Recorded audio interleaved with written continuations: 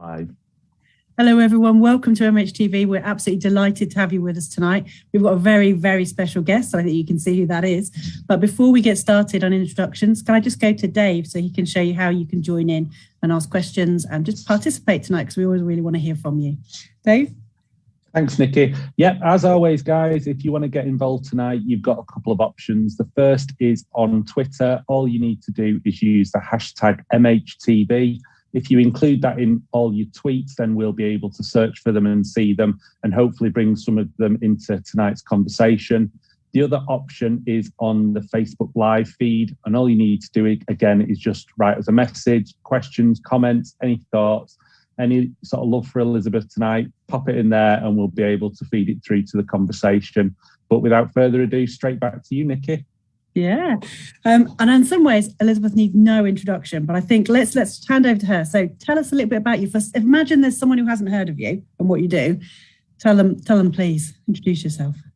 So I'm very old. I'm 74 and I'm a retired professor of nursing now. But I started for the professional, the personal, because that is what has influenced all the various issues that I've been involved with, which is I'm mixed race. My mother was white Irish, born in this country. I'm talking about England. And my father was Nigerian. Both my parents are deceased now. And I was the outcome of an affair that they had when they were both students at Cambridge University I was born just after the Second World War, so that gives you some. And I'm talking about that just so that people are reminded possibly of the context of that era, to be Catholic. I actually talk about my life and my memoirs. I say, think Philomena meets Barack Obama's dreams from my father. And I think that conjures up for because they're very, very sort of iconic and familiar books and people. And so my mother, though, unlike Philomena, wasn't living in Ireland and wasn't born and brought up in Ireland. But the themes are there in terms of the Catholic faith and so the shock of her becoming pregnant when she wasn't married, she couldn't even bring herself to tell her parents that she was pregnant. And it wasn't until after when they came to see Mom and me in the court, the Irish nun who was running the mother and baby home, stopped my grandparents in their track and said, to be sure, the baby's a little dark. So I think we talk about intersectionality now, don't we? I know my life, and I think many other people's lives, once I got my head around intersectionality, I realized there you go with race, class, gender, ethnicity, everything, education, it's all rolled into one. And that's why I spent the first 9 years of my life in a children's home. But my mother never refused obstinately to give me up for adoption, even though she was encouraged to do that.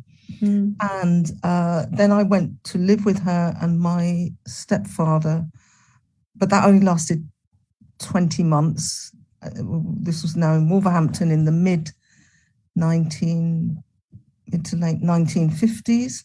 And my stepfather couldn't cope with the teasing he was having at work, apparently about, and this is the terminology of that era, what's he doing allowing his woman to have a half-caste child in the house?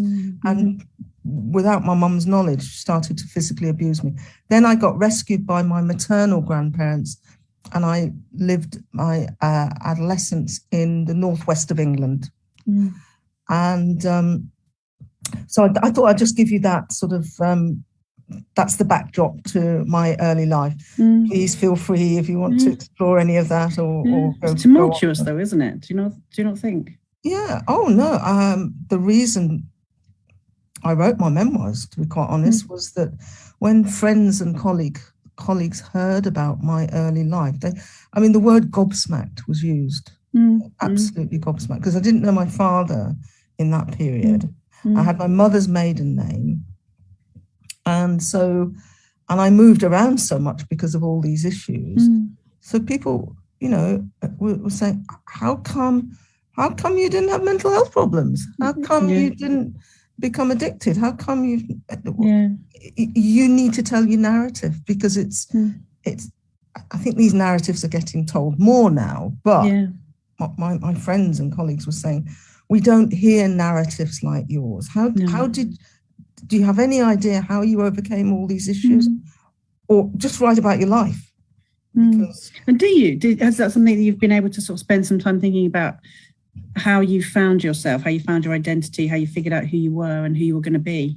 Well, I don't have any psychiatric nurse training at all, but obviously from what I've learned from health visiting in particular, but also I think common sense as well, in the sense that certainly the fact that I've never felt rejected by my mother, and I know that sense of rejection is so traumatic to individuals and can scar them for the whole lives. I'm totally aware of that. And so that is definitely one factor. The others was that there always seemed to be somebody looking out for me, somebody who saw something in me. I wasn't totally aware of that until I got a bit older. And then another landmark point in my life was when I was nearly 25 and I suddenly found my father. I literally suddenly, I mean, that's a story in itself. I found him within 3 days of looking for him. So that sorted out my Nigerian identity, and obviously I've always had my mother's love, and I had very strong Irish cultural influences. In the convent, I was doing Irish dancing, living with my grandparents. There was the Irish waiting for the shamrock to come, So I had quite a powerful mix of cultures, isn't it? Well, comfort and fighters. Interesting, but of course, my first cultural influences were Irish and English, because nobody spoke about my father. I mean, they just didn't speak about him. And so gradually, I'm looking at my skin color, and I know I'm intelligent. I didn't realize I was intelligent when I was young. So that's quite interesting. That was a sort of gradual realization in mid-adulthood sort of thing. So I think that those are some of the factors, in particularly in terms looking back at my childhood, that have been a big influence. It's interesting, isn't it? Because when you're talking about some adverse childhood experiences and resilience, and people always say you just need that. You just need one person around, just to slightly tilt that balance, because children naturally thrive unless you keep stopping them. And what you're talking about is incredibly moving, incredibly strong. And I don't know how you did it, frankly. Well, there are scars, internally, and but I think I found books a refuge as well, and I learned from. I think this self-education that many of us do without being aware of it. But I'm very nosy, and I'm very curious as to how some people who seem to have a lot of privileges, etc., life didn't go well for them, and others it did go well. And then there are people who have had no privileges and have, really taken off and coped well, and others who have been devastated by their difficulties. And I'm just curious about the complexities of life that I'm sure if I studied more on that side, I might. But I prefer to read biographies and autobiographies. I find that very, very interesting, actually. Yes. Yeah, we'll come to that, because again, that's another thing that you've done. So, you were saying like you just started looking for your dad, and then you found him. Almost perhaps we've been prepared to find him. What happened with that? Definitely, you're spot on there, Nicky, because as nobody spoke about him as a child, I just knew you didn't ask questions. And so it was always at the back of my mind, who is my father? and he must be dark because I'm brown-skinned. And it wasn't until I was nearly 25, I had, between my state registered nursing course, because that's the era that I was in, the late 60s, and between that course and my health visiting course, I spent 9 months in Paris, working in Paris. I've always liked the French, language. And I went actually just to improve my spoken French. Not that brilliant on the written grammatical French, but hey. And when I was there, I got very friendly with a French Benin midwife who was very political. And she pointed out to me that although I read a lot, she quickly found out that I didn't know any authors of color. Excuse me. And the other thing that the other thing was, I told her the story about washing my face 10 times as a child to try and become white. And she said, I know the exact book that you need to read, Frantz Fanon's Black Skin, White Masks. And Nicky, that book was an absolute revelation to me. And Frantz Fanon being French Caribbean psychiatrist, radical, who went to work as a psychiatrist in Algiers during the colonial occupation of Algiers by France. And he observed that there were individuals who seemed to hate their skin color and acted out that they were white because who had got the power, who had got the privileges. So, and he just explored this issue of how it's possible to sort of self-hate because of your external appearance. And when I read that book, initially found it difficult to get into because it was quite sort of, it was very academic treatise. But gradually I got into it because then as I was reading it, I could relate it back to myself. And it was as though the scales came off my eyes. And I thought, that's what's going on with me. That's why I'm so confused and can't sort out what my identity is. And there's these huge gaps and holes in my identity. So when I was nearly 25, I wrote to my mom and asked her to tell me about my dad because I didn't even know his name. And she wrote back straight away, agreeing with me that it was difficult for us to talk about this. There was always people when I went to visit her, there were always people in the house. So she just told me his name. And she said, we've lost contact. He's gone back to Nigeria and he's a lawyer. So I think you'll have difficulty finding him. And she was also saying, I'm not sure it's a good idea for you to even try and find him. And the reason was she was worried that I would experience rejection from him or his family because she knew he was married as well. Subsequently, they kept in touch for a period of time. So I had this name and I put it at the back of my diary. I always have these little diaries. And that was a Monday. No, so I didn't do anything for 3 months. So there was obviously, what do I do with it? I didn't know any Nigerians, Nicky, for a start. I was telling you a little bit of a joke because I was telling this story to somebody, some young adults. And I got to that point, I've got his name. How can I find it? And this young lad said, Miss, why didn't you Google him? And I said, internet wasn't around then. And the look of horror on it. What? So anyway, so I had this name, and as I say, I didn't know any Nigerians. 3 months later, though, I realized that a friend of mine who was from Sierra Leone, John, and a barrister, happened to mention that he taught Nigerian law students occasionally. So I thought, John's the person to ask. What part of Nigeria does this name come from? Could he find that out from his students? That's all I wanted to find out, or all I thought I could find out. So I saw John on a Monday evening in June 1972, and he said, okay, leave it with me, Elizabeth. Wednesday morning, I was working as a health visitor in the clinic in Brent, and John rang me and said, I've spoken to your father. Fallen off your seat. What? I said, what? In Nigeria? I said, no, Palmer's Green, North London.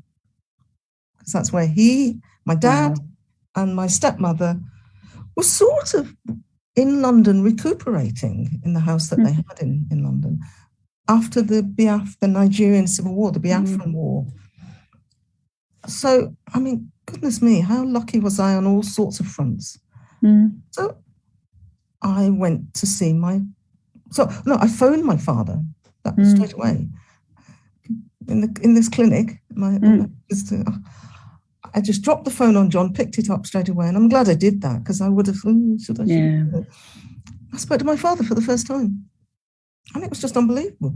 And he invited me to come and visit him and his wife the next day. I saw my dad the next day. So it was just unbelievable, and I knew him for 8 years before he died. So on all sorts of fronts, things, luck was looking down on me. Yeah, in that things would come together. Yeah, and so obviously that's what sorted me out, Nicky.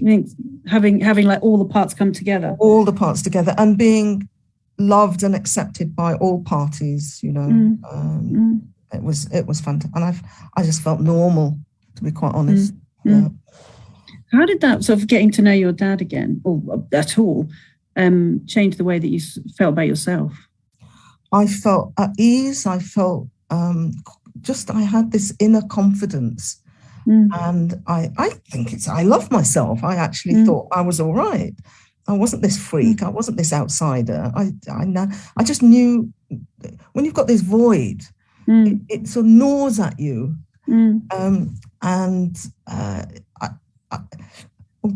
I was getting confident slightly before meeting my dad, but after I met him, it was like this inner calm. I mean, I was still an angry young woman. I'm an angry old woman now, but a lot to be angry about. Yeah, yeah, exactly. But I wasn't angry at myself and my confusion about who I was, and I just had this inner calm that has stayed with me in terms of my own identity and who I am, and I was proud of who I was. That's the other. Going back to Frantz Fanon's book. I just, because I was able to experience now both sides of my heritage. Yeah, it was very important. It's important for both, but I actually see it as more important in terms of my Nigerian heritage. Yeah, definitely. Because of my brown skin and how society, I'm talking about this country, has viewed me from childhood. That's what they will see first and foremost. Yeah, it's. I mean, one of the things working in mental health that that is so heartbreaking is when people internalize stigma. It's almost like people are poisoned by the world that they live in, and the beliefs that they take inside themselves. They almost corrupt the soul. They're really dangerous things. They stop people from thriving, from being well. And what I'm talking about is when people believe that they can't progress or they can't be well because of stigma around mental health. But you don't always see that. And I can't imagine how it must have been for you as a little kid, not really understanding the context you were living in, not really being able to talk about who you were.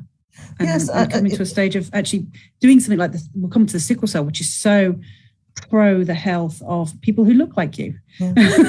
It's really interesting, Nicky.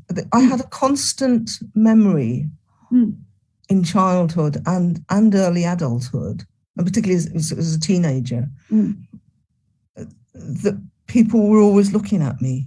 I mean, I suppose that's slightly paranoid, isn't it? But I always felt that I was being looked at. Well, I think I was. I had it right, but it wasn't a healthy feeling. It was there was an anxiety associated with people looking at me. as an object. I was very anxious about it. I had this anxiety about that. And that definitely cleared when I knew exactly who I was. So that's it. That's one sensation and it's a very unsettling sensation that I can recall growing up. Yes. So how did you end up being a health visitor? Did you say in Brent? How did you get there? How did you get to be a nurse? So the wanting to be a nurse stemmed from my time in the children's home. Because I had extremely bad eczema. And I had to go, I presume it was to the sick bay, I can't remember. But I had dressings applied. I had coal tar paste applied, which was beautifully cooling, really lovely. Then there'd be gauze put over it, and then the bandage in my armpits and my knees. So that aspect was nice, but I dreaded having the dressing changed unless there was a particular nun there. And I called her the white nun. Well, all the nuns were white, actually. But she used to wear a white nun's habit rather than the traditional black habit. And I would peep round the door because if she wasn't there, I would just run away. I wouldn't, because the other nuns would just tear off the bandage and the gauze would tear off my skin and it would bleed and it would be painful. And I hated it. But this nun, she used what we call distraction therapy now. Because she used to make me laugh. And the reason she made me laugh was she used to use words that I thought were rude. Now, you have to remember, I was brought up in this very, very Catholic atmosphere. I mean, we had religion just pouring into every orifice. And we were taught that nuns were the brides of Christ. These were very holy women. And so to hear this nun using a word which I thought was a very rude word, bottom, and I fell for it every time. I burst out laughing, and before I knew it, the dressing would be off, and I didn't experience any pain. I mean, I actually adored that woman. I really did. And then some point before I left the children's home, I discovered she was also a nurse. Now, I never, ever wanted to be a nun. My dear, religion and I did not go very well together at all. But I wanted to be like this nun. I decided that's what I want to be, a nurse. And I never veered from that at all. And actually, looking back, it was the best choice I made. I thoroughly enjoyed my nursing career. But that was the big influence, that nursing nun. And how did you, sort of like, because you're the first sickle cell and thalassemia nurse, how did that come about? Well, let me think. I think that I call it the 3 Ps, actually: personal, professional, and political. So professional was the first driving force, if you like, and that was because when we're talking about probably 1972 now, when I was health visiting in Brent, and there was a family where there was a mother and her 9-year-old son. I remember mother told me he had sickle cell anemia, and he had just come out of hospital, and he was lying on the couch, and he was just looking uncomfortable. He wasn't screaming with pain or anything like that.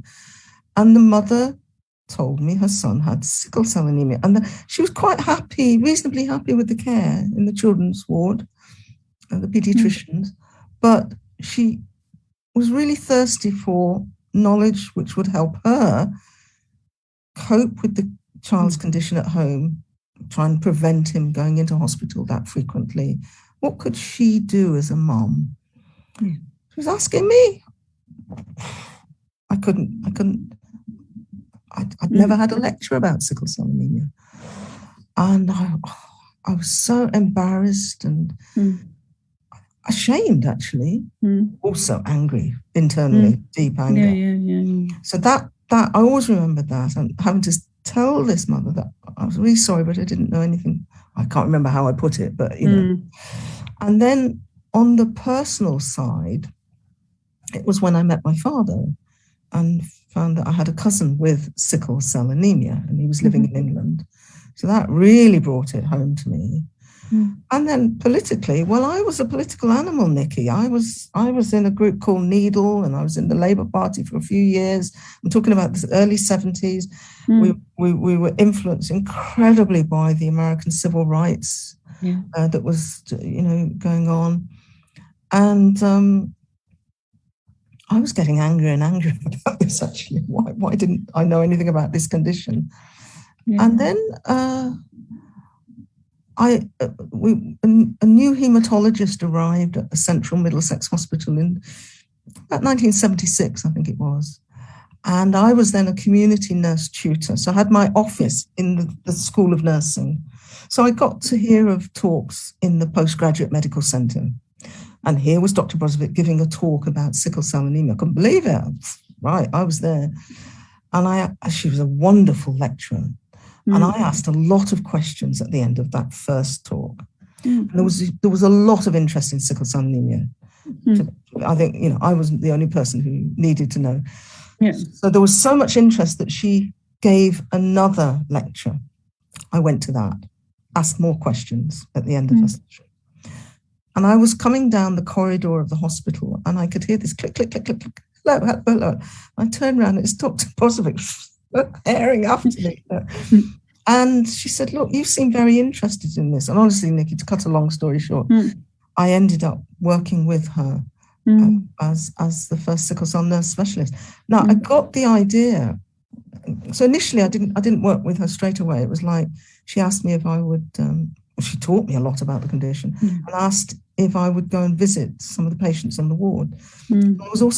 I had Nigerian cousins now out in America.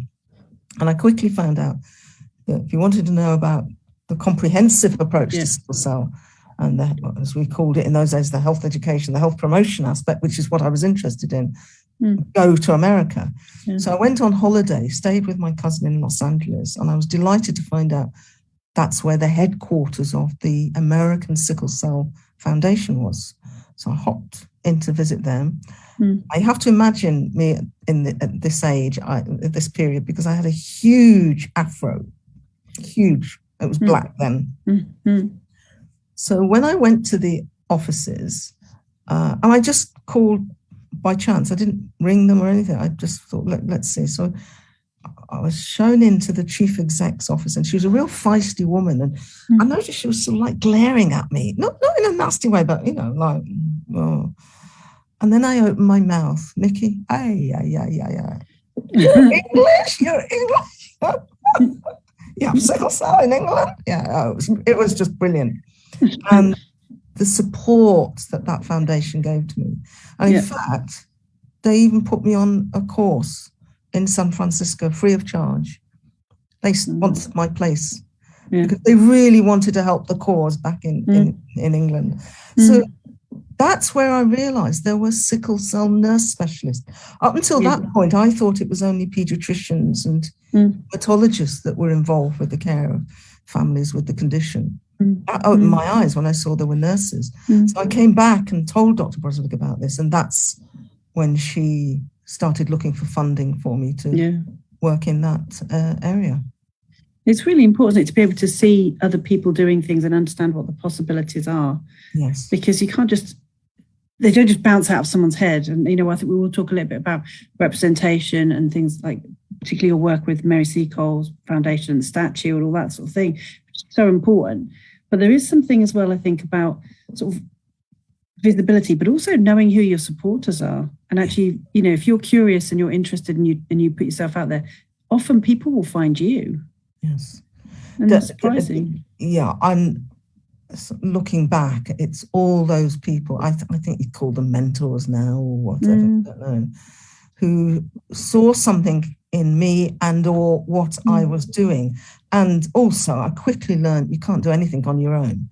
And I actually love working with teams. I really enjoyed the multidisciplinary, but also the community. I couldn't work in hospitals. I found I was subjected to bullying and harassment when I was trying to study midwifery in Scotland. But I got support from the matron of the hospital who uncovered it all. And so I was gradually learning that I wasn't comfortable working in the acute side, if you like. And I heard about this profession called health visiting, and I looked into it and I thought, oh, this is right up my street. I really, the idea of going into people's homes, I've always liked talking particularly with mothers, and I've always loved children. So it just seemed that this combination, and it made sense to me to try and prevent illness, or at least reduce the impact of illness, rather than waiting for stuff to happen. To me, it was so logical. And also, I felt that I could work more independently, working in a team still, but more independently than, I just felt it might be less hierarchical. Well, there was hierarchy there, but it wasn't the same as in the hospital. And so when I looked into it, I thought, but it didn't come easy then, because I actually got failed as a health visitor student on my practice placement, Nicky. Yeah. And the reason for that was, well, I'm laughing, but I was really angry, that I dared to ask too many questions. And that the questions were about the statistics that the health visitors were collecting. I don't know whether it was Section 64 or Section 63. I can't remember which local authority act it was at that point, because this was in the early 70s when the health visitors were within the local authority. You know, they then went to the NHS, didn't they? And then I think they're back in the local authority. I can't keep track, I have to be honest. But so this was the period when they were working in the local authority. And so I was asking the different health visitors who were taking me around as a student, what figures were they collecting? And they were all very pleasant in replying. I had no problems with the health visitors whatsoever. But what I did pick up was the range of answers they were giving me, the different answers they were giving me. Well, it's because they were asked to collect new Commonwealth. So I remember saying to somebody, well, what's new Commonwealth? Well, I don't know. People, you know, dark people, people like you, my dear. People had funny names. It was just, and I'm thinking, well, obviously you're not all collecting the same data, are you? Yeah. I didn't say that, but I was putting, because I'm quite interested in statistics. So the next question I asked is, well, why are you collecting this statistics? And none of them knew. None of them knew. So I dug around a bit and I discovered this Section 60 whatever, and that it was to assist health visitors and others supporting newly arrived immigrants. So, for example, Idi Amin expulsion of that would be an example, but you know. Sure. So then when I discovered that, I said, well, why haven't you got any interpreters then? What's this money being spent on? Well, that's when it got to the ears of my supervisor. Sure. I don't know how, but it got to me. And she hauled me into, I remember she hauled me see how this is happening. hauled me into her office. What do you think? Why? She just went off on one, literally. Yeah. And I must have answered back. I mean, I was quite feisty, but I just stood up for myself. Yeah, and said, rightly. You don't have the right attitude to be a health visitor. I'm failing you on your placement, which meant, of course, I was failed. I couldn't become a health visitor. Well, after picking myself up from the floor and being really shocked and really down, and really so upset, Nicky, honestly, of course. Yeah. Because it was a career that I realised I really enjoyed. Well, that's when my political links really came into play, and alliances, or whatever we want to call them, because I was a member of a group called Needle. Yeah. And it was a group literally set up to needle the health service. And guess what we were needling them about? I can guess. Private practice. Yeah. Nurses' pay. Oh, the whole caboodle, which was still, Anyway, I spoke to some of my friends. There were a few nurses in it. There was medical students. We were mainly students, but not all. I remember there was a dentist, a qualified dentist in this group. Well, we were radical. We were left-wing group of people. And so I spoke to one of them. They said, "What?" And they rallied round, Yeah. And one of them said, "Listen, the medical officer of health in your area, we know of him. We think he'll be very sympathetic to what's happened to you." And they got in touch with him. He called me to his office. I remember it was in Brent, somewhere in Wembley, I think. So I went into his office. It wasn't huge, but I was scared stiff, Nicky. He just called me to see him. I didn't know quite what was going to happen. He said, "Look, tell me what's going on. What's happened?" So I told him everything. And he said, "Right," he said, "I'll be having a word with your supervisor." I thought, "Oh." He said, he must have seen my face. He said, Don't worry. He said, "You've done nothing wrong." Yeah. He said, "In fact, you are exactly the sort of person we want in health visiting." He said, "I'm getting onto your college because the college had been, because I'd failed, they were going to fail me." So he did everything that he said. And I got called to, it was Chiswick Polytechnic in those days, where they used to do the health visiting course. And I was told I would have to just wait outside the room where the examiners were discussing my case and whether, because at this point I had failed. Yeah. So I sat outside for an hour, and somebody came out. "Delighted to tell you that you've passed your..." And I got the official notification the next day. Post was very quick in those days, Nicky. Now, that taught me so many lessons. Not bad. From the depths of despair, seriously, to look, if you open your mouth and tell somebody, the right people can rally round and sort this out for you. It tells you a lot, doesn't it, about how people handle the truth as well. And if someone is left feeling uncomfortable and embarrassed and stupid, very rarely do they thank you for coming and bringing your fantastically knowledge. And you get better at telling people things they don't want to hear, that they need to hear, but they don't want to hear. And it's a really sad thing for, I think, young nurses particularly to learn that being right isn't always enough. No. You need to be right and smart and protected. And have a plan B. and it's difficult, isn't it? Because sometimes I don't think we give enough support to students and to nurses on their way up on how to think about these things and how to understand how to respond when they're treated unfairly. Because we just hold our hands up and hope that they don't be treated unfairly, when we know generation after generation after generation has had to pick themselves up off the floor. It'd be much better to stop it, wouldn't it? But equally, I think there's some lessons to be learned, I think, in how we prepare people to meet resistance, because people don't like changing very much, particularly when being challenged. They have to identify stuff. Yeah. I wonder if you want to come to Dave, because I've just remembered he's there. No. It's always so nice to listen to Elizabeth speak, and I've heard her speak at a few conferences and on Desert Island Discs and a few other places. And it's as a health visitor as well, it's nice to hear someone speak so well. One of the kind of questions I had was, you've just kind of described a situation where you had to go up against the odds and make something change and something happen.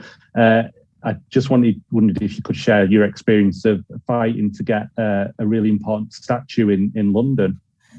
Yes, the Mary Seacole statue. Thanks, Dave. Yes. So the Mary Seacole Memorial Statue Appeal was actually set up by Lord Clive Soley. He'd been a former Labour MP in West London. And when he was an MP, just about to step down, 4 Caribbean women in his constituency approached him and asked, firstly, if he would come with them to visit Mary Seacole's grave, which was in their constituency, that they wished to tidy the grave up. Would he come with them? And he agreed, he went. And they also said, look, that's all she has, a grave. Don't you think she deserves a statue? And he said, well, when I have some time, when I step down as an MP, let me think about how I can take this further. So anyway, he became Lord Clive Soley, and in 2003, he established the Mary Seacole Memorial Statue Appeal. Now, our paths had crossed because I was actually, he was my MP, actually. I didn't know him that well, but he had heard of me, come across me when I was at the University of West London in Ealing. And, but he was also told, when he set up the Mary Seacole Memorial Statue Appeal, he was being told about me because I set up this Mary Seacole Centre for Nursing Practice at the university. And there were 11 others of us that became trustees in the Mary Seacole appeal, which became a charity. And I became vice chairperson of that charity. And I retired in 2007. And one of the ways I felt that I could help the charity was I did like lecturing. And I thought if I could go around the country giving talks about who was Mary Seacole, because her profile wasn't as high as it is now. And so I thought if I could give talks within the NHS, women's groups, community groups, Black organisations, etc., and then ask them to think about making a donation, that could be a contribution I could make. And it really took off, and I was really kept quite busy. Our networks are incredible, particularly in the NHS. Word of mouth. I'm quite good. I can talk about Mary, and I really enjoyed it. And so there was a whole crowd of people who came on board, and in just under 12 years, we raised £750,000. It's a huge amount of money, isn't it? But a lot of it was through grassroots contributions, £1 here, £5 there, people organising fundraising. I think we got the funding, we knew we'd get the funding. Well, the statue was unveiled in 2016. I don't know how many years before that we realised, we can get to this target. It was a long time when we were quite dispirited because of the low profile, and also because tiny, vociferous opposition, what's new. So, yeah, it was a very important part of my retirement in the end, yes. Definitely. And I know loads of students go to look at it. Oh, I am pleased. And yeah, it's really important. It's a beautiful monument, actually. And in itself, it's a very beautiful image of a powerful woman. I love that kind of forwardness of it. It's a great picture. Martin Jennings was the sculptor. Yeah. And he really did his homework in terms of the personality. He knew Mary Seacole's autobiography, back to front. He went out to the Crimea himself and to Jamaica. He did a huge amount of research. And I think that's why it is so well received, that study. And St Thomas's Hospital donated the site. And,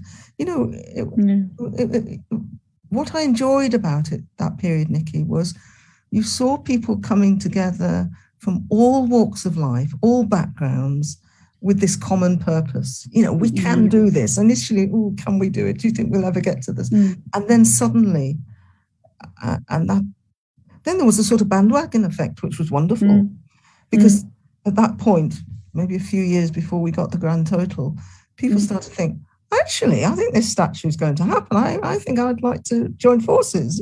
But there were people who'd been with us right from the word go, when buckets of cold water were poured over the idea that you could ever raise that amount of money. Yeah. Well, worse was you didn't need it. That's what I remember, those conversations. I'm sorry? When people just said you just didn't need it, and I was like, who are you to say what other people need? Yes. Those were the conversations I found very difficult, and the ones when back in the day when it was kind of like a popularity and you could either pick Florence Nightingale or Mary Seacole, and they were like as a boxing ring. No, you can have more than one person who does a good thing in the world. This was artificially constructed. Oh yeah. In order to, and I hear somebody's just not today actually told me that a certain historian, who we won't mention, on a channel that we won't mention, new channel. Was spouting off this. She wasn't a nurse. She wasn't. And it was interesting. For a nanosecond, Nicky, it brought back that vile feeling that it created at times. I have to be honest. Yeah. But I thought, no, it exists, and nothing anyone can do can change that. And people wanted to support it. I mean, to raise that amount of money from people who didn't have much money. We did get some big grants, of course. And as I say, that was quite interesting. We were talking to all sorts of people. Lord Soley sort of went for the sort of big donors, etc. I really loved the grassroots. Talking to people about and having to defend what some the negative comments and I love history. And actually say, no, that's not actually correct. This is, and here's the evidence for it. Because I am into evidence-based information. Elizabeth, and just off what you said about the comments from today, and that there shouldn't be a Mary Seacole statue.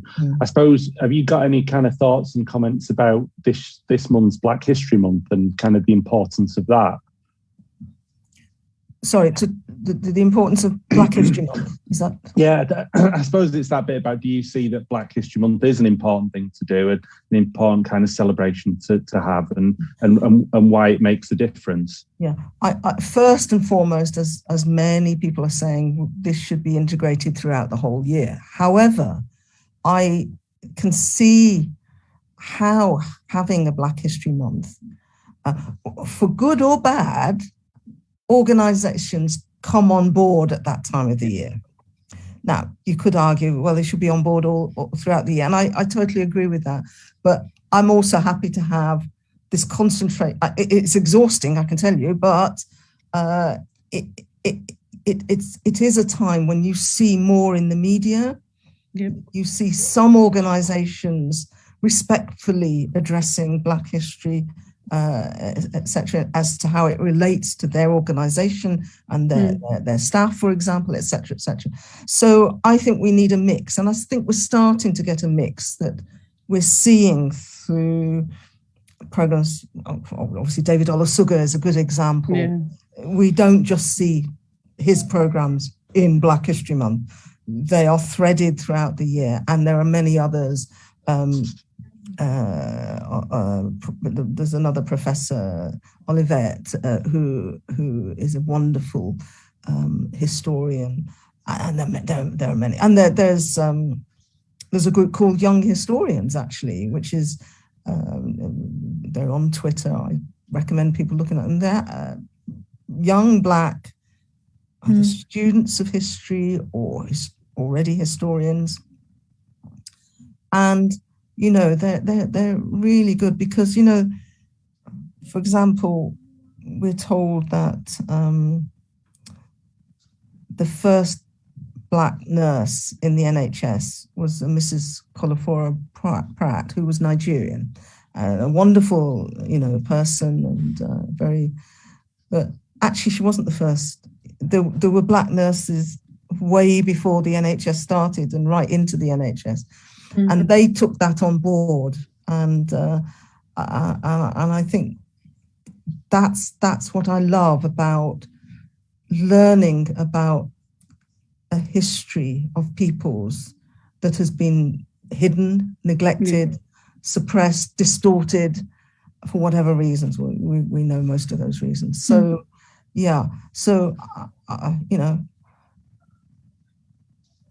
so Black History Month has a purpose, but not the sole purpose. And certainly for somebody like myself, I do find October exhausting. I really do find it exhausting. I'm not complaining, but I do suggest to people, I can actually give talks outside of very October. happy to January, February, March, April, May, June.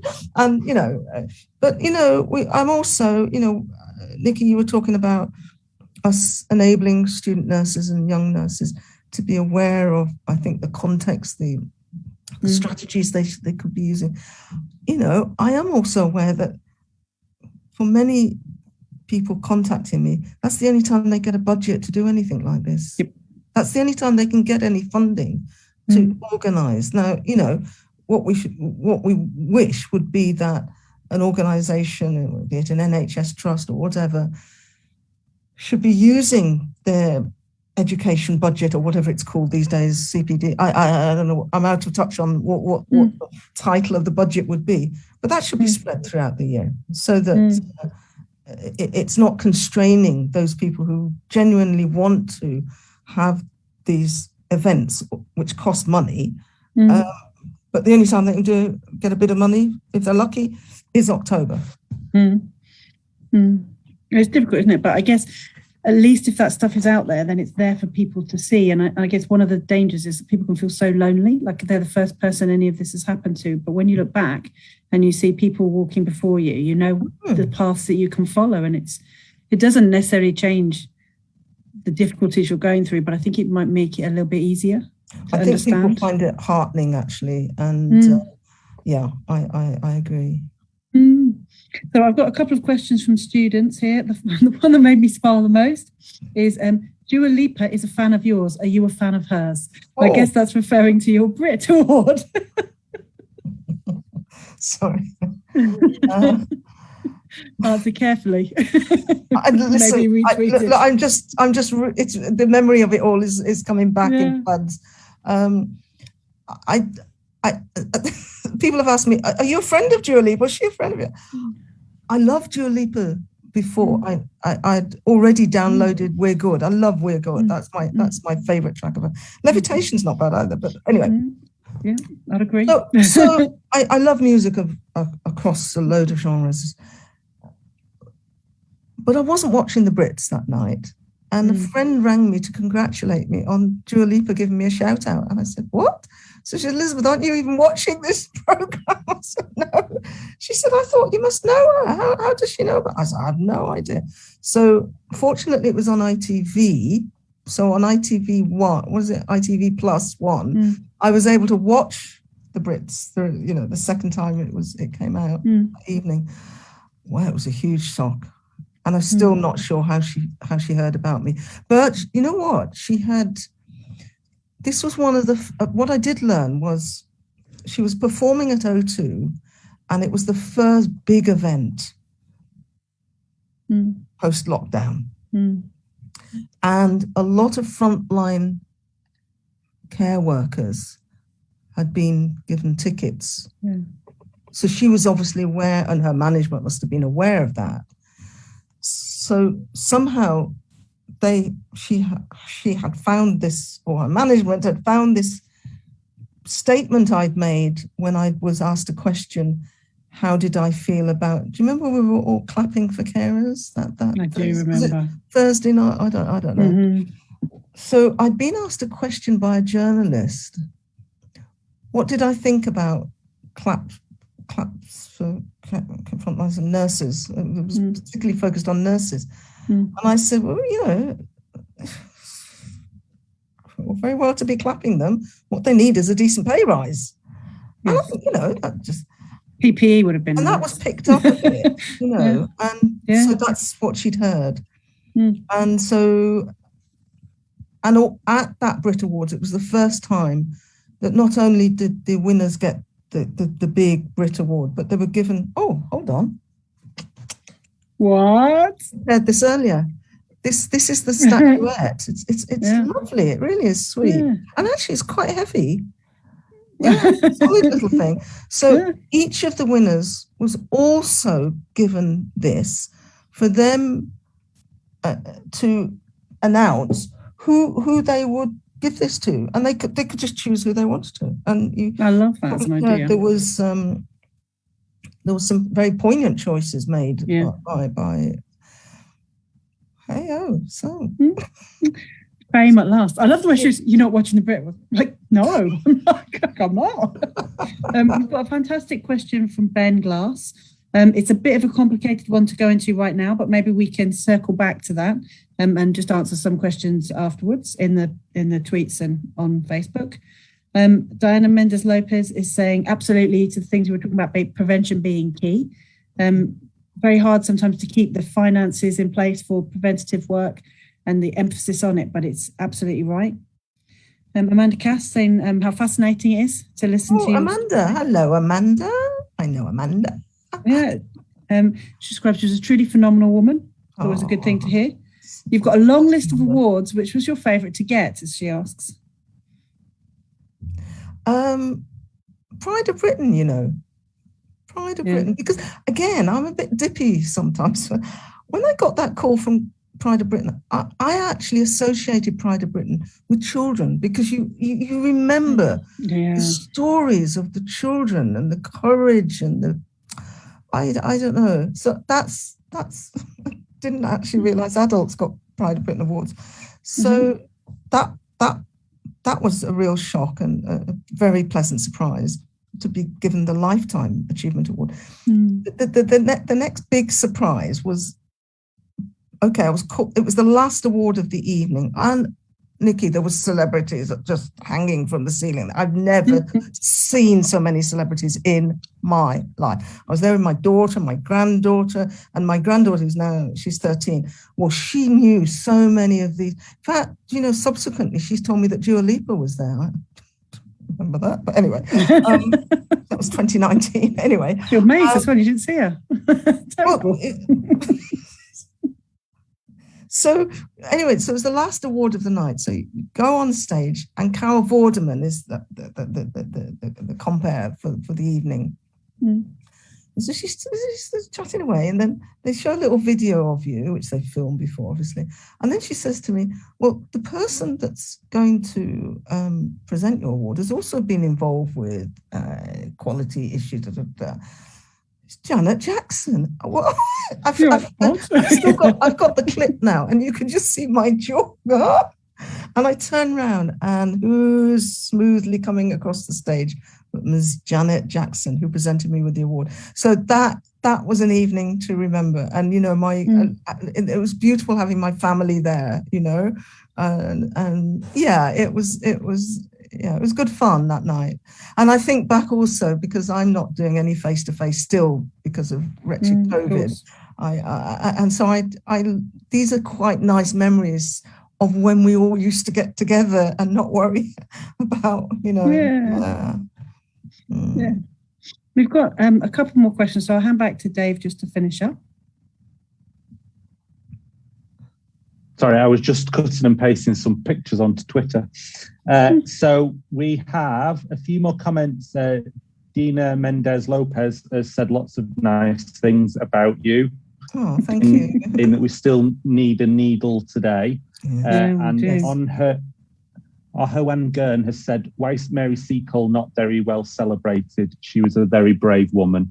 Yes, I think I would partially agree to that. I think things have improved a huge amount in terms of the awareness about Mary Seacole, although as with anything, it could be better. But I think that having that beautiful statue has helped enormously. Brilliant. And have I missed anything, Nicky, that I've already shared with you that I've not sent? Amanda says wait. Jane Harvey. Please let Jane. Dame Elizabeth know how much I've appreciated her talk. I did my health visitor training 76, 77. Although I passed, I too had issues with challenging practice. This was not new to me, as happened to me throughout my 4 years of nurse training as well. Nothing's changed since, which I'm sorry to hear. Sorry to hear that, Jane. As a children nurse, you're a child advocate. As an HV, you are family's advocate. To be an effective advocate, you have to be able to advocate for yourself. So it's a very good point made there. It's something that we must need to work on a little bit more in terms of nurse education. And Sulo says, never tire of hearing you talk, which is a lovely thing to say. Thank you. Maybe we are going to have to get to a stage where we wrap up now because we have overshot a little bit, but it's been just so nice just having a conversation, just chilling out together. So I really appreciate that. Before I come to you, Elizabeth, if there's anything else that you want to just remind us of before we go, let's just come to Dave. Is there any last questions from you or anything that you wanted to say? Because I appreciate you've been a little quiet tonight. Sorry. Like I said before, it's just so nice listening.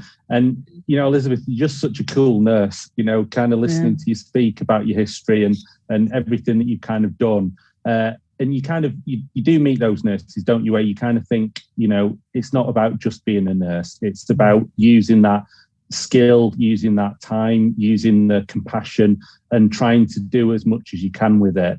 And I know Nicky, as a lecturer who is sort of teaching the nurses of tomorrow and certainly Middlesex, a lot of black nurses of tomorrow, it's just so great that she can share, the copy of tonight's episode with them. Because you're just such an amazingly brilliant role model. So I do feel really privileged that I've had the opportunity to meet you and to sort of have those conversations in the past. Hopefully not sounding too schmaltzy, but it's just really nice to be involved in that conversation again tonight. So thanks, Elizabeth. And I've got a copy of your original book, but I'll be getting a copy of the new book. And I know you're saying about it being available as a audio book as well. So I'd really recommend everyone listening to as soon as they turn off tonight's episode, get online and get a copy ordered. So I suppose they're my closing thoughts, Nicky. How about yourself? A message from Lovelace Binney. Hello, Lovelace, saying, what's the advice you can give us upcoming nurses, Elizabeth? And Kitty Reddy saying, what concerns do you have about mental health in the community because of COVID? So one question there quickly about community COVID, another one about advice for upcoming nurses. Well, I think advice about upcoming nurses is certainly to be at ease with yourself and be assured of why you came into nursing, but also to try and find the area where maybe there's a gap, something that enthuses you about practice, and maybe specialize if you want to in that area, because your passion and your anger will actually, I think, make it easier to study, because you're going to have to study. Sorry.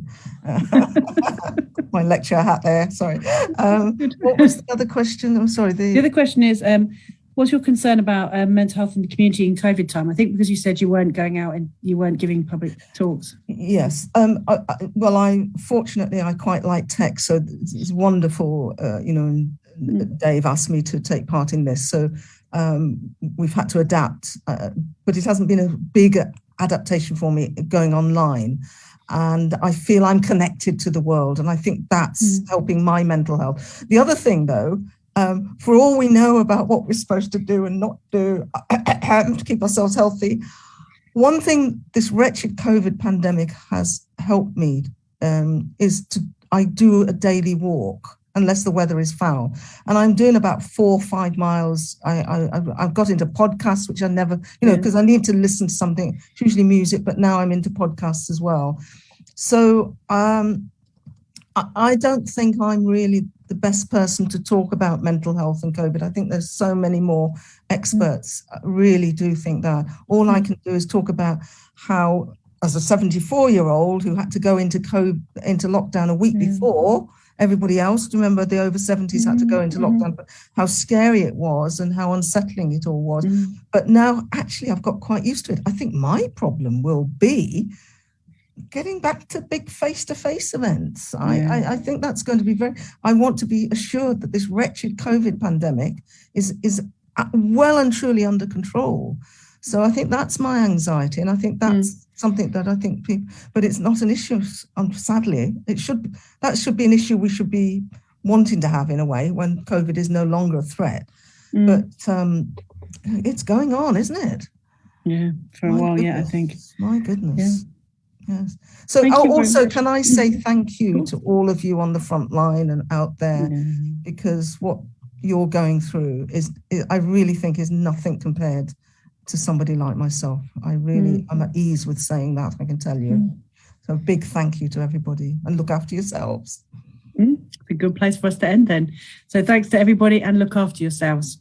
Have a lovely evening. It's been great to see you all tonight. Night. Good night. Bye-bye. See you next week.